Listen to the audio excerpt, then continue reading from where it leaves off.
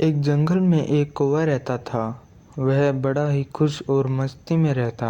पर एक बार उसे जंगल में एक बहुत ही सुंदर पक्षी दिखाई दिया। वह तुरंत उस पक्षी के पास गया और उस पक्षी का रंग सफ़ेद था। कौवे ने इस पक्षी से पूछा कि तुम्हारा नाम क्या है। पक्षी ने हंसकर कहा, हंस।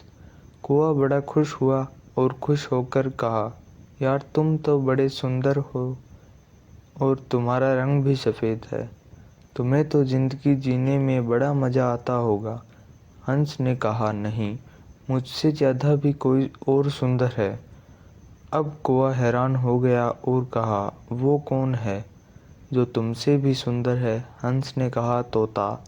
अब कौवा ने वहाँ से उड़कर तुरंत तोते के पास पहुँचा। अब कौवा उसे देखकर हैरान हो गया। तोते के गले लाल रंग और तोता हरे रंग का था। कौवे ने उससे कहा, यार तुम तो बड़े खुश रहते होगे, तुम इतने शानदार जो दिखते हो। तोता मायूस हो गया और कहा, नहीं, मुझसे भी शानदार सुंदर मोर है। अब कौवा वहाँ से उड़कर मोर को ढूंढने लगा। उसने कई दिनों तक मोर को ढूंढा, लेकिन मोर उसे नहीं मिला। लेकिन कुछ दिन बाद उसे पता चला कि मोर शहर में चिड़ियाघर में है।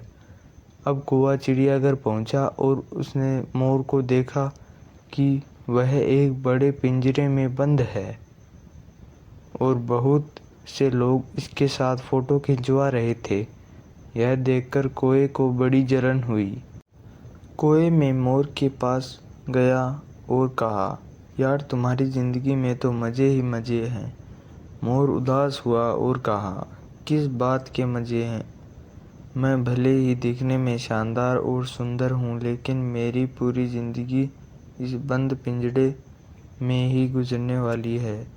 और मोर ने कौवे से कहा, यार तुम तो बहुत किस्मत वाले हो। खुले आसमान में जहाँ चाहे वहाँ जा सकते हो और अपनी ज़िंदगी अपनी मर्ज़ी से जी सकते हो।